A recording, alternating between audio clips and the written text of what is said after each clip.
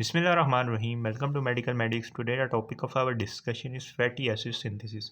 इससे पहले वाली वीडियो के अंदर हमने जो फैटी एसिड सिंथेसिस के अंदर एंजाइम इन्वॉल्व था, यानी फैटी एसिड सिंथेज एंजाइम, उसके यूनिट्स को डिस्कस किया था। उसके बाद हमने कहा था कि ये जो फैटी एसिड सिंथेसिस होती है, इसके अंदर हमारे पास ये 7 स्टेप्स इन्वॉल्व होते हैं। स्टेप 1, 2 एंड 3 के अंदर हमारे पास कंडेंसेशन हो रही होती है और उसके अंदर ये वाले 3 एंजाइम्स यूज़ होते हैं। स्टेप 4 के अंदर रिडक्शन, स्टेप 5 के अंदर डिहाइड्रेशन, स्टेप 6 के अंदर रिडक्शन हो रही होती है, स्टेप 7 के अंदर रिलीजिंग हो रही होती है। इसको हम याद रखेंगे CR, DR से। C stand for condensation, R stand for reduction, D stand for dehydration and R stand for reduction। तो स्टार्ट करते हैं। सबसे पहले स्टेप 1 से शुरू करते हैं। स्टेप 1, स्टेप 2 एंड स्टेप 3 के अंदर हमने कंडेंसेशन करनी है और ये वाले 3 एंजाइम्स यूज़ होने हैं।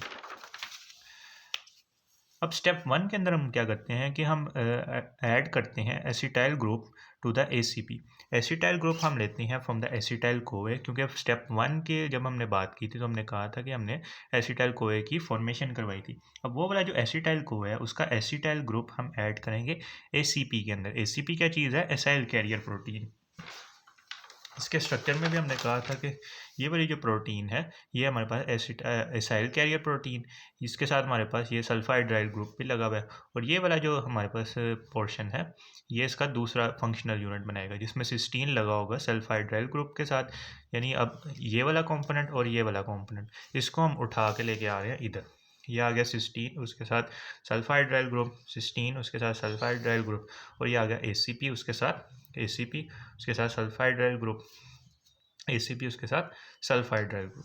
तो स्टार्ट करते हैं। सबसे पहले हमने कहा कि हम एसिटाइल ग्रुप को ऐड करेंगे from the acetyl CoA to the ACP। Acetyl CoA का हम स्ट्रक्चर ड्रॉ कर लेते हैं। CH3 C double bond O S को A। अब इसमें से हम एसिटाइल ग्रुप को ऐड करेंगे। एसिटाइल ग्रुप ये है, ये वाला जो एसिटाइल ग्रुप है उसको हम ऐड करेंगे यहाँ पर ऐड करेंगे। और ये जो हाइड्रोजन है, ये इस ग्रुप के साथ निकल जाएगा। यानी ये हमने ऐड किया और यहाँ से हमारे पास क्या निकलेगा? कोए, उसके साथ सल्फाइड्राइल ग्रुप, कोए निकल जाएगा, ये वाला कोए, और S के साथ ये वाला हाइड्रोजन आ जाएगा। अब ये वाला जो एसिटाइल ग्रुप है, इसको हम ऐड कर रहे हैं एसाइल कैरियर प्रोटीन के सल्फाइड्राइल ग्रुप के साथ। तो ये इधर हमारे पास ऐसे ही आ जाएगा सल्फाइड्राइल ग्रुप, और ACP के साथ आ जाएगा SC डबल बॉन्ड O और CH3। तो ये हमारे पास बन गया फर्स्ट प्रोडक्ट। अब क्या करना है कि हमने ये जो एसिटाइल ग्रुप था, इसको ऊपर ट्रांसमिट कर देना, यानी सिस्टीन रेसिड्यू की तरफ ट्रांसफ़र कर देना। सिस्टीन की तरफ इसको ट्रांसफ़र कर देना। कैसे ट्रांसफ़र होगा कि हमारे पास इधर दोबारा से SH आ जाएगा और इधर SC डबल बॉन्ड O और CH3, ये बन गया। इधर जो एंजाइम यूज़ होगा, उस एंजाइम को हमने कहा था कि कंडेंसेशन के अंदर हम एंजाइम जो यूज़ करेंगे, पहला एंजाइम होगा एसिटाइल ट्रांसएसाइलेज, क्योंकि हम एसिटाइल कोए से ले रहे हैं और एसिटाइल ग्रुप ट्रांसफ़र कर रहे हैं। तो क्या आएगा? एसिटाइल ट्रांसएसाइलेज, एसिटाइल ट्रांसएसाइलेज आ गया। तो ये हमारे पास पहला प्रोडक्ट बन गया। अब हमने करना है addition of the मेलानोइल CoA to the ACP, यानी मेलानोइल कोए जो हमने second step of fatty acid synthesis के अंदर बनाया था, उसको हमने ऐड करना है एसाइल कैरियर प्रोटीन के ऊपर। तो ऊपर यहाँ पे सिस्टीन रेसिड्यू वैसे ही आ जाएगा, ये वाला SC double bond O CH3, यहाँ पे SH आ गया। अब हमने मेलानोइल कोए को लिखना है। मेलानोइल कोए में बेसिकली हमारे पास एक कार्बन ज़्यादा होता है, यानी कुछ इस तरह से इसका स्ट्रक्चर होता है मेलानोइल कोए का। C double bond O and then S को A। अब ये वाला जो ग्रुप है, ये सारा ग्रुप, ये हम ऐड कर देंगे यहाँ पर, और इसका हाइड्रोजन हम इसके साथ ऐड कर देंगे। तो यहाँ से क्या निकलेगा? जो यहाँ पे निकला था वही निकलेगा, कोए, उसके साथ सल्फाइड्राइल ग्रुप निकलेगा। उसके अलावा यहाँ पे एंजाइम लिखना था हमने, एसिटाइल ट्रांसएसाइलेज, ये निकल गया। अब ये वाला जो ग्रुप है, इसको हम यहाँ पे ऐड कर देंगे। तो यहाँ पर आ जाएगा SC डबल बॉन्ड O, यही वाला CH3। अब यहाँ पर हमने एडिशन किया, तो SC double bond O CH2 और COO माइनस। ये हमारे पास ऐड हो गया malonyl CoA to the acyl carrier protein. इधर जो एंजाइम यूज़ होगा वो होगा हमारे पास malonyl transacylase, malonyl transacylase. तो हमने अब तक ये एसिटाइल ट्रांसएसाइलेज यूज़ कर लिया है, मेलानोइल ट्रांसएसाइलेज यूज़ कर लिया। नेक्स्ट हम ये वाला एंजाइम यूज़ करेंगे, यानी कंडेंसिंग यूनिट का आखिरी सब यूनिट जो हमने कहा था कीटोएसाइल सिंथेज, इसको अब हम यूज़ करेंगे। तो अब तक हमने यहाँ पर यूज़ कर लिया मेलानोइल ट्रांसएसाइलेज। अब हम करेंगे condensation of the acetyl and malonyl group. ऊपर की तरफ एसिटाइल ग्रुप प्रेजेंट है और नीचे की तरफ हमारे पास, इधर थोड़ी सी मिस्टेक हो गई है, इधर C आएगा, C के ऊपर double bond and then CH3। अब ये वाले जो एसिटाइल ग्रुप और मेलानोइल ग्रुप है, इसको हमने कंबाइन करना है। कैसे कंबाइन करना है कि ये जो ऊपर एसिटाइल ग्रुप है ये दोबारा नीचे की तरफ मूव कर देगा मेलानोइल की तरफ। SC double bond O CH3, इधर था SC double bond O CH2 and COO minus. अब ये वाला जो ग्रुप है एसिटाइल का ग्रुप, ये नीचे की तरफ मूव करेगा। नीचे की तरफ जब ये मूव करेगा तो इस स्टेप को हम कहते हैं condensation of the acetyl and malonyl group. तो यहाँ पे दोबारा से SH आ जाएगा, दोबारा से SH आ गया। अब आएगा SC double bond O, then CH2, C double bond O ऊपर वाला, देन CH3। उसके अलावा ये जो ग्रुप था ये हमारे पास निकल जाएगा S carbon dioxide, carbon dioxide group के तौर पर ये निकल गया। और इधर जो एंजाइम यूज़ होगा उसको हम बोलते हैं beta ketoacyl, beta ketoacyl synthase, beta ketoacyl synthase, क्योंकि ये हमारे पास बीटा कार्बन है, बीटा कीटोएसाइल सिंथेज हो गया। तो ये हमने कंडेंसिंग यूनिट के अंदर जो स्टेप्स इन्वॉल्व थे, पहले स्टेप में एसिटाइल ट्रांसएसाइलेज यूज़ हुआ, दूसरे में मेलानोइल ट्रांसएसाइलेज यूज़ हुआ, तीसरे में कीटोएसाइल सिंथेज यूज़ हुआ। तो ये 3 स्टेप्स हो गए। नेक्स्ट जो स्टेप आता है उसमें हम करेंगे रिडक्शन। तो इसको हम दोबारा से ड्रॉ कर लेते हैं। SH था, then SC double bond O CH2 C double bond O then CH3। अब हम करेंगे इसकी रिडक्शन। रिडक्शन के लिए हम यहाँ पे जो एंजाइम यूज़ करेंगे वो होगा कीटोएसाइल, कीटोएसाइल रिडक्टेज, कीटोएसाइल रिडक्टेज यहाँ पर यूज़ होगा। अब रिडक्शन के अंदर हम क्या करेंगे कि हम ऐड करेंगे यहाँ पर NADPH प्लस H पॉजिटिव, जो हमने फर्स्ट स्टेप के अंदर सिंथेसाइज किया था, जब हमने फर्स्ट स्टेप डिस्कस किया था उसका फैटी एसिड सिंथेसिस का। आपको मैं दोबारा भी दिखाता हूँ। तो इस फर्स्ट स्टेप के अंदर हमने एसिटाइल कोए और NADPH की फॉर्मेशन करवाई थी। ये एसिटाइल कोए तो हमने कंडेंसेशन के अंदर यूज़ कर लिया। उसके अलावा अब ये जो NADPH है ये हम यहाँ पर यूज़ कर रहे हैं for the reduction purpose. Reduction purpose के लिए हम इसको यहाँ पर यूज़ करेंगे। अब ये 2 हाइड्रोजन हम कहाँ कहाँ पे ऐड करेंगे, एक हाइड्रोजन हम यहाँ पर ऐड करेंगे और एक हाइड्रोजन यहाँ पर ऐड करेंगे। तो क्या बन जाएगा SH SC double bond O CH2 CH, अब डबल बॉन्ड कन्वर्ट हो जाएगा सिंगल बॉन्ड के अंदर, OH हो जाएगा और इधर हमारे पास CH3 आ जाएगा। तो इस तरह से हमने कर ली पहली वाली रिडक्शन और इधर यूज़ हुआ कीटोएसाइल रिडक्टेज। नेक्स्ट हम करेंगे डिहाइड्रेशन। डिहाइड्रेशन के लिए हम एंजाइम यूज़ करेंगे डिहाइड्रेटेज, डिहाइड्रेटेज। अब ये वाले जो एंजाइम्स हैं ये मैं अपने से नहीं लिख रहा, यहाँ पे हमने सारे एंजाइम पढ़े थे, कीटोएसाइल रिडक्टेज देन डिहाइड्रेटेज, फिर हम यूज़ करेंगे ये वाला और आखिर पे हम यूज़ करेंगे ये वाला। तो डिहाइड्रेटेज हम यूज़ कर रहे हैं। डिहाइड्रेटेज नाम से ही जाहिर है कि ये वाटर को रिमूव करवाएगा। CH2 CH ऊपर OH आ गया और इधर CH3 आ जाएगा। अब जब वाटर के रिमूवल करेंगे तो हम OH कहाँ से लेंगे और H कहाँ से लेंगे। OH हम लेंगे ये वाला और H हम यहाँ से ले लेंगे, जिसकी वजह से यहाँ पे डबल बॉन्ड क्रिएट हो जाएगा। तो हम यहाँ से रिमूव कराएंगे वाटर को, वाटर के रिमूवल, और डिहाइड्रेटेज यूज़ हुआ, इधर SH आ गया, SC डबल बॉन्ड O, एक हाइड्रोजन यहाँ से ले लिया और ये OH यहाँ से ले लिया, तो इसके दरमियान डबल बॉन्ड आ जाएगा ऐसे CH and then CH3। Next हम करेंगे सेकेंड रिडक्शन। सेकेंड रिडक्शन के लिए जो एंजाइम यूज़ होगा, that enzyme is the enoyl reductase. Enoyl reductase अब हम यूज़ करेंगे। इधर आ गया SH, then S, C double bond O, CH, CH3। अब दूसरी जो रिडक्शन है वो भी हमारे पास होगी NADPH प्लस H पॉजिटिव, वो कन्वर्ट हो जाएगा इनटू द NADP पॉजिटिव, और यहाँ पर यूज़ हुआ इनॉयल रिडक्टेज। इसके स्ट्रक्चर को ड्रॉ कर लेते हैं। यहाँ पे सिस्टीन होता है, नीचे एसाइल कैरियर प्रोटीन होती है ऐसे। फिर हमारे पास ऊपर की तरफ है SH, SC double bond O। अब ये वाले जो दो हाइड्रोजन लेंगे, ये हम इन दो CH को दे देंगे, जिसकी वजह से ये डबल बॉन्ड ख़त्म हो जाएगा। CH2 and then CH3। तो इस तरह से हमने ये फॉर्मेशन करवा ली। अब नेक्स्ट स्टेप्स के अंदर क्या होता है कि ये वाला जो सारा ग्रुप है, ये वाला ग्रुप ये ऊपर की तरफ मूव कर देगा, यानी सिस्टीन रेसिड्यू की तरफ मूव कर देंगे।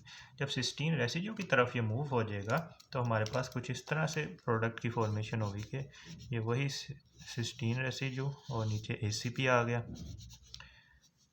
ऊपर हमारे पास बन जाएगा ये वाला सारा product S, C double bond O, CH2 and CH3।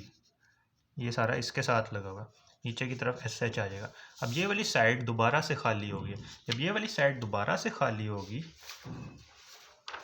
देखिए शुरू में भी ये वाली साइड दोबारा से खाली थी, ये वाली, फिर यहाँ पे मेलानोइड को हमने ऐड किया था, फिर मेलानोइड ऐड हुआ था, फिर हमने एसिटाइल और मेलानोइड को दोबारा से कंबाइन कर दिया था। यानी हम ये वाली साइड दोबारा इसीलिए, यानी ACP यानी एसाइल कैरियर प्रोटीन वाली साइड दोबारा से इसीलिए खाली कर रहे हैं ताकि ये वाले स्टेप्स दोबारा से प्रोसीड हो। दोबारा से प्रोसीड होंगे तो हमारे पास चेन इलोंगेशन हो जाएगी।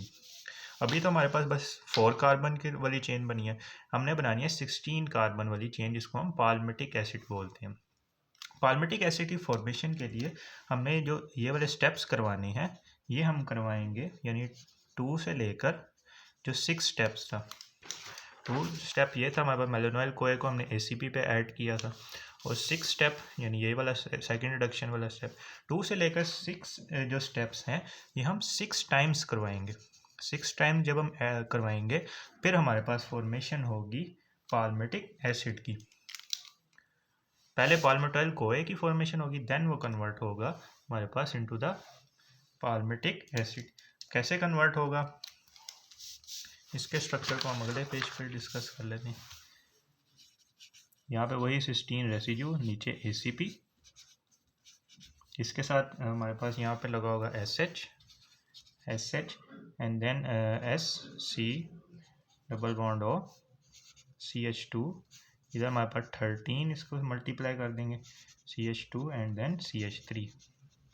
तो ये हमारे पास बन गया पाल्मिटाइल कोए का स्ट्रक्चर।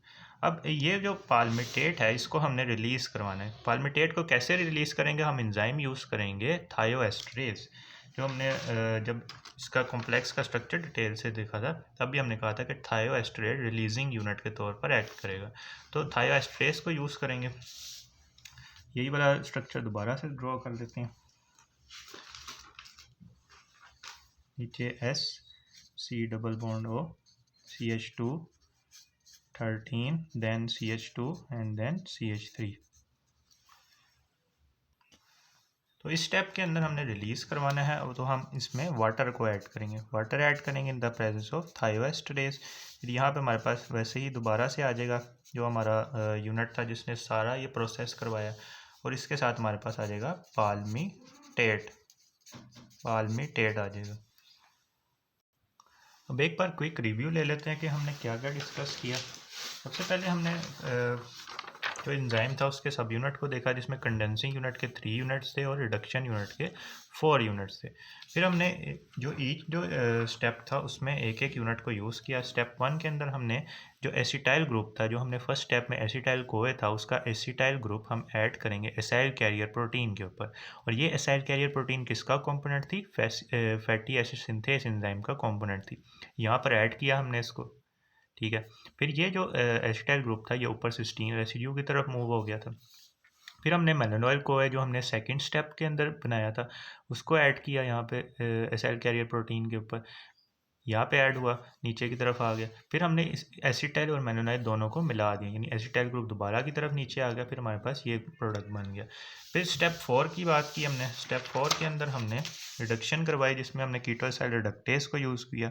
NADPH जो हमने HMP शर्ट या जब हम ऑक्सैलोएसीटेट से मेलेट वगैरह बना रहे थे तब वहाँ से हमारे पास NADPH की फॉर्मेशन हुई थी, ये आएगा। और इसने हमारे पास यहाँ पर आकर डबल बॉन्ड को सिंगल बॉन्ड के अंदर कन्वर्ट कर दिया। फिर डिहाइड्रेशन हुई, डिहाइड्रेशन के अंदर हमने वाटर को रिमूव किया, जिसकी वजह से यहाँ पर डबल बॉन्ड बन गया। OH यहाँ से गया और H यहाँ से गया तो डबल बॉन्ड क्रिएट हो गया। सेकंड रिडक्शन में हमने इनॉयल रिडक्टेस को यूज़ किया, जिसमें हमने NADPH को दोबारा से यूज़ किया और डबल बॉन्ड को सिंगल बॉन्ड के अंदर कन्वर्ट कर दिया।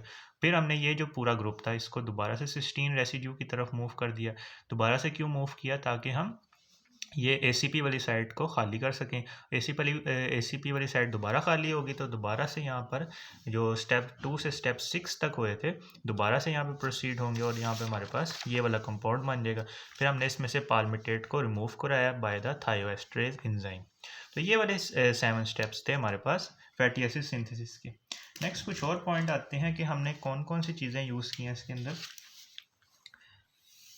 कुछ एक्स्ट्रा पॉइंट्स हैं कि C16 में से हमने जो फर्स्ट जो 2 कार्बन्स हैं, 2 कार्बन हमने डायरेक्टली लिए हैं फ्रॉम द एसिटाइल कोए, जो फर्स्ट स्टेप में थे एसिटाइल कोए से लिए हैं। उसके अलावा हमने कौन कौन सी और चीज़ें यूज़ की हैं? 1 एसिटाइल कोए यूज़ किया हमने इसके अंदर, यानी एक पाल्मिटेट की फॉर्मेशन के लिए 1 एसिटाइल कोए। उसके अलावा 7 मेलानोइल कोए, क्योंकि फर्स्ट जो हमने साइकिल पढ़ी उसमें हमने एक मेलानोइल कोए यूज़ किया, फिर हमने 6 टाइम दोबारा से ये प्रोसेस किया तो टोटल 7 मेलानोइल कोए यूज़ हो गए, मेलानोइल कोए। इसके अलावा 14 NADPH, एक साइकिल में हमने यूज़ किया 2, तो 7 में कितने हो गए? 14 NADPH, और हमने 7 ATP को यूज़ किया। उसके अलावा बात करें तो लिवर और जो एडिपोज टिश्यू होता है, लिवर एंड एडिपोज टिश्यू के अंदर हमारे पास पाल्मिटिक एसिड की फॉर्मेशन होगी। पाल्मिटिक एसिड की फॉर्मेशन होगी जो कि 16 कार्बन कंटेनिंग कंपाउंड है। उसके अलावा लैक्टेटिंग मेमोरी ग्लैंड्स की बात करें, क्योंकि हमने इंट्रोडक्टरी जब बात की थी तो हमने कहा था कि इन 3 पोजीशंस के ऊपर हमारे पास फॉर्मेशन हो रही होती है फैटी एसिड्स की। तो यहाँ पर 2 तरह के हमारे पास कंपाउंड बने होते हैं। एक होता है क्यूप्रिक एसिड, क्यूप्रिक एसिड ये 10 कार्बन कंटेनिंग कंपाउंड होता है, और यहाँ पर दूसरा जो कंपाउंड होता है वो होता है लोरिक एसिड, लोरिक एसिड। इसमें होते हैं हमारे पास 12 कार्बन कंटेनिंग लोरिक एसिड, जो कि लैक्टेटिंग मेमोरी ग्लैंड में जिसकी फॉर्मेशन होती है। नेक्स्ट, अगर हमने फर्दर इलोंगेशन करनी हो इस फैटी एसिड की चेन की तो कुछ और पॉइंट्स आते हैं, इसको हम नोट से देख लेते हैं। तो फर्दर इलोंगेशन की जब हम बात करते हैं तो इसमें हमारे पास स्मूथ एंडोप्लाज्मिक रेटिकुलम के अंदर हो रही होती है, माइटोकॉन्ड्रिया के अंदर हो रही होती है, और इसके अंदर जो एंजाइम यूज़ होता है वो होता है इलोंगेज एंजाइम। इसमें हम पाल्मिटिक एसिड में मेलानोइल कोए यूज़ करते हैं in the presence of NADPH वही रिड्यूसिंग पावर देगा, और मेलानोइल कोए हमारे पास कार्बन चेन की इलोंगेशन करवाएगा, तो हमारे पास बन जाएगा स्टेरिक एसिड।